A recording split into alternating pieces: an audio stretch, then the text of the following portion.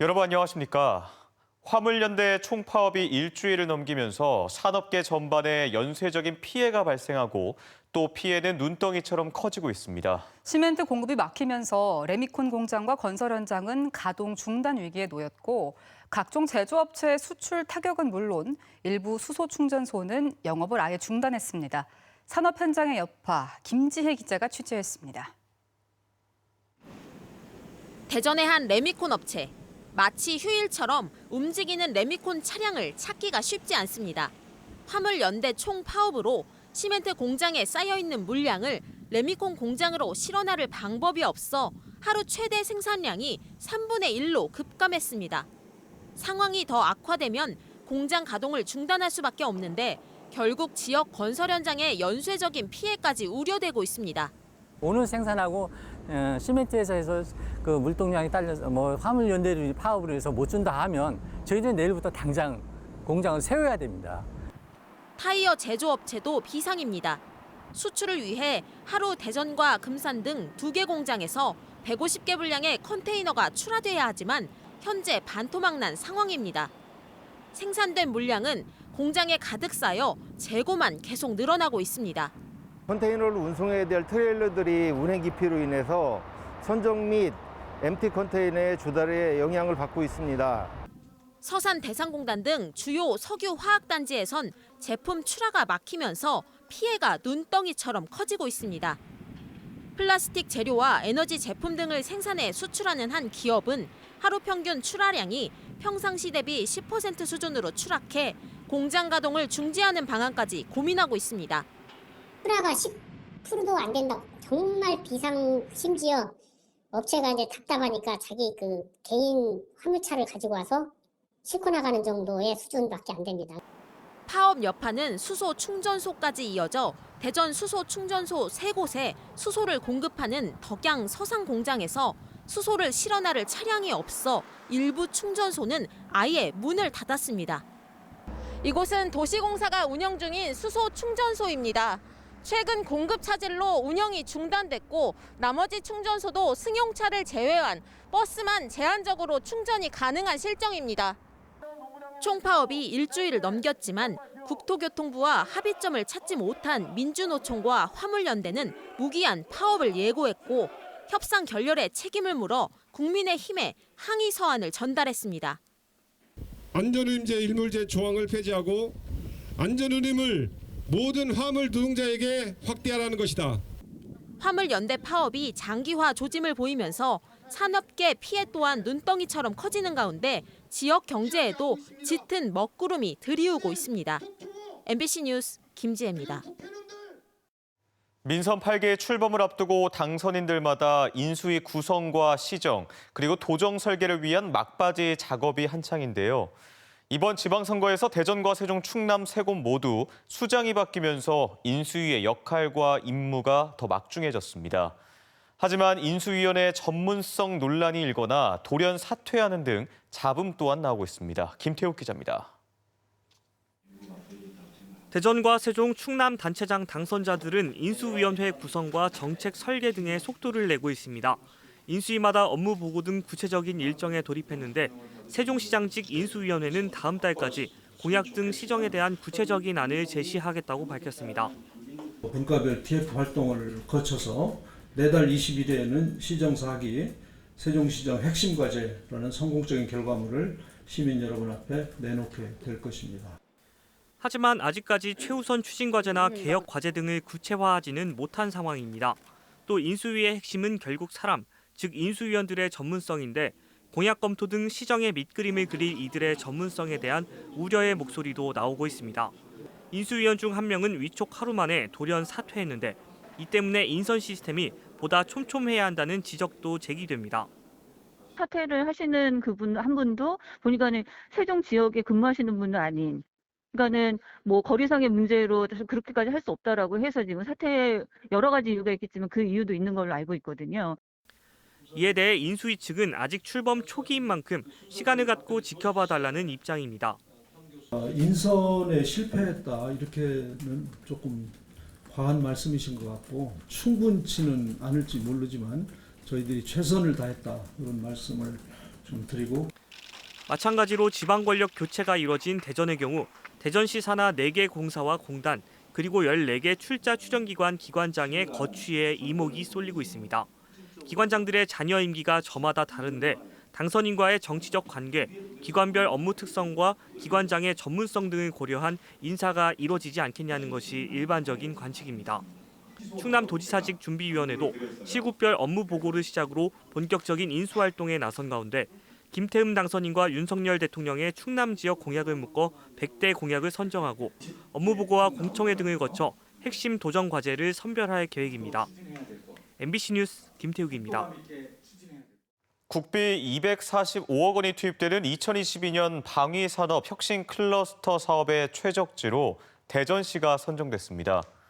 방위산업 혁신 클러스터 사업은 국방 중소벤처기업 성장과 함께 우주와 로봇, 인공지능과 드론, 반도체 등 국방 5대 신산업과 지역 전략산업을 연계한 방위산업 생태계 구축을 목표로 하고 있습니다. 대전시는 국비와 시비 등 490억 원을 투입해 드론을 중심으로 한 방산 혁신 성장 생태계를 구축할 예정으로 5년 동안 100여 개 기업 지원을 통해 2천억 원의 매출과 1,200여 개의 일자리가 창출될 것으로 전망했습니다. 도로는 교통 안전을 최우선으로 설계되고 조성되어야겠죠. 그런데 사고를 부르는 이상한 교차로가 있습니다. 인근 고속도로 나들목과 연결되면서 갑자기 사거리가 생긴 곳인데요. 신호등이나 안내 표지판도 없고 사각지대에 있어서 대형 사고의 위험에 무방비로 노출돼 주민들의 불안에 떨고 있습니다. 조형찬 기자가 현장 다녀왔습니다. 지난 10일 논산의 한 교차로에서 70대 노부부가 탄 오토바이가 화물차와 부딪혀 부인이 머리 등을 크게 다쳤습니다. 교차로를 지나면서 서로의 차량을 발견한 게 늦은 겁니다. 차가 잠깐 여기서 멈춰야 되는데 멈추지 않고 그대로 양천 방향으로 가려고 한 2, 3일 간격으로 여기서 사고가 계속 나는 거예요, 여기.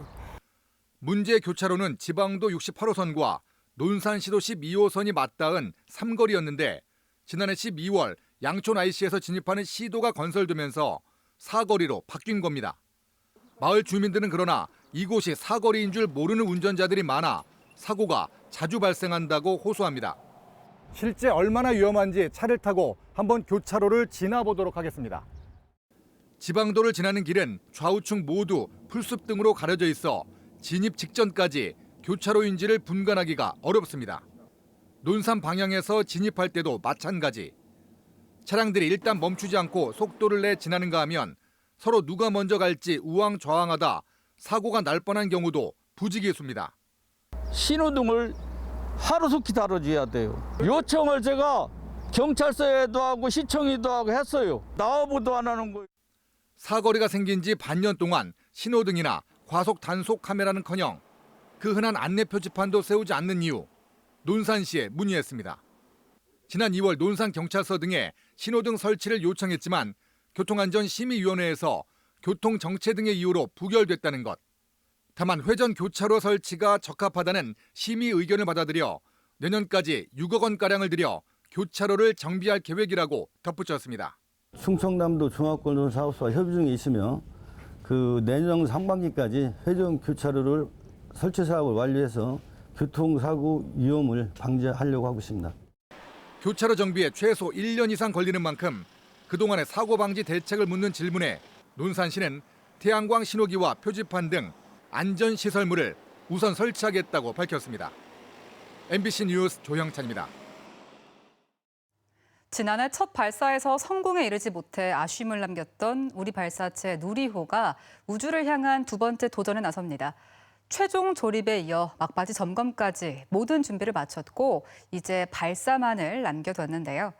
1차 발사 당시 발생한 결함을 개선한 만큼 성공에 대한 기대도 커지고 있습니다. 김윤미 기자가 보도합니다.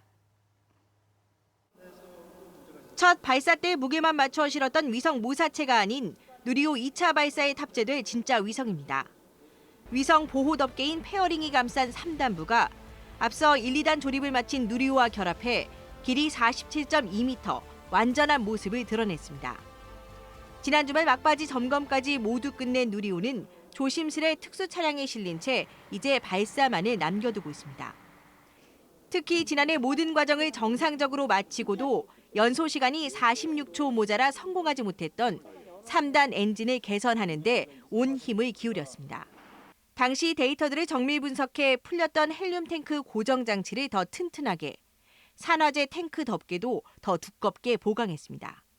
좀 더 두껍게 하다 보니까 한 9kg 정도의 무게 증가가 있었습니다. 그런데 무게가 증가됐더라도 누리호의 그 성능에는 영향이 없는 것으로 말씀드릴 수가 있겠습니다.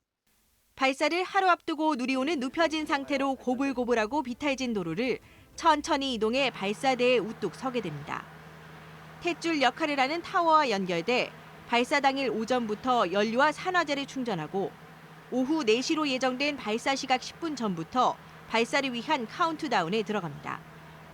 발사 현장인 고흥 나로우주센터에서 비가 오락가락해 기상 상황이 마지막 변수로 떠올랐습니다. 비가 계속 온다거나 아니면 노면이 젖어 있거나 하면은 실제로 그 이송 차량이 이 비탈길을 잘 못 올라가고 미끄러질 수가 있는 이런 문제가 있습니다. 제법 많은 비만 아니라면 발사가 가능해 우리 땅에서 우리가 만든 발사체로 우리 위성을 언제든 쏘아 올리겠다는 꿈을 실은 누리호가 다시 우주로의 도전에 나서게 됩니다. MBC 뉴스 김유미입니다. 대전에 위치한 연구용 원자로인 하나로 인근 주민들도 방사선 건강 영향 조사를 받을 수 있게 됩니다.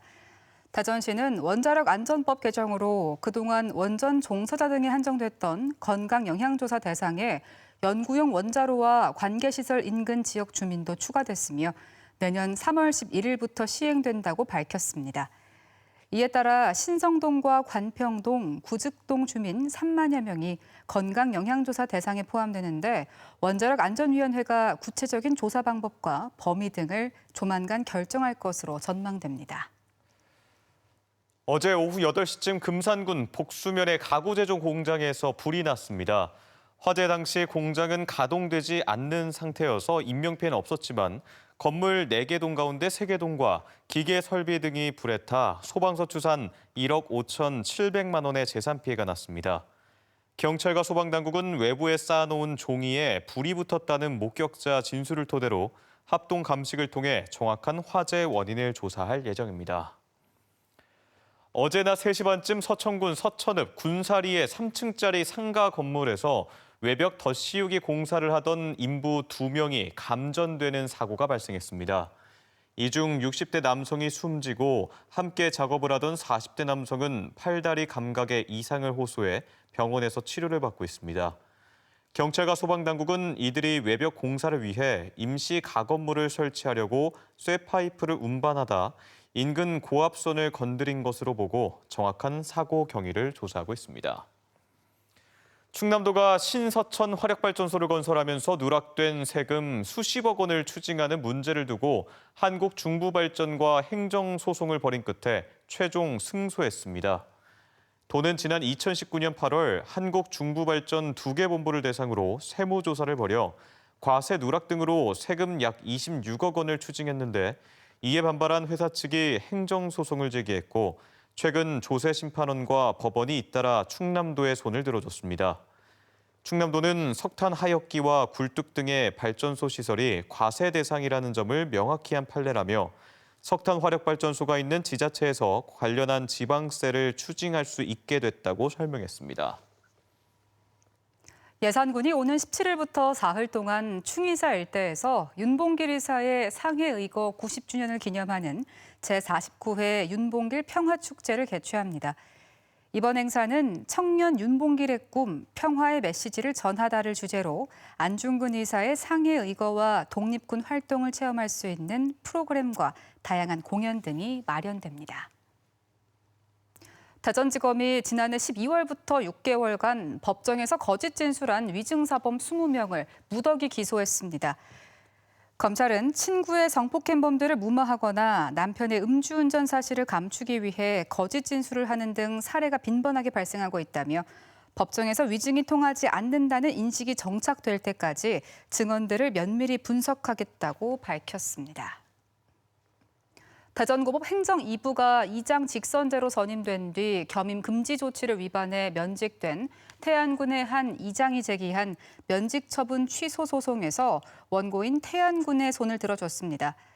재판부는 태안군이 풀뿌리 민주주의의 실현과 주민자치의 역량을 강화하기 위해 이장 직선제를 도입했고 제도 안착을 위해 겸임 금지 의무를 둔 것으로 보이는 만큼 면직 처분은 정당하다고 판시했습니다. 태안군은 지난 2018년 188개리의 이장을 주민이 직접 선출하는 이장 직선제를 도입하면서 겸임 금지 규정을 신설했습니다. 세종시가 대전관광공사와 함께 대전세종 관광 스타트업 공모전을 진행한 결과 기술혁신형 4개, 지역특화형 1개 등 모두 5개의 기업이 선정됐습니다. 기술혁신형 기업으로는 마을스토리 아카이브를 통한 기록화 사업과 드론을 활용한 관광지 스카이뷰 제공 기업 등이 뽑혔고 지역 특화형 기업에는 대전 소재동과 관사촌을 배경으로 대체현실 게임을 만드는 기업이 선정됐습니다. 세종시는 이들 기업들을 대상으로 비즈니스 모델 고도화를 위한 교육과 홍보, 사업화 자금 지원, 맞춤형 컨설팅 등을 제공할 계획입니다. 지금까지 대전, 세종, 충남 소식이었습니다. 고맙습니다.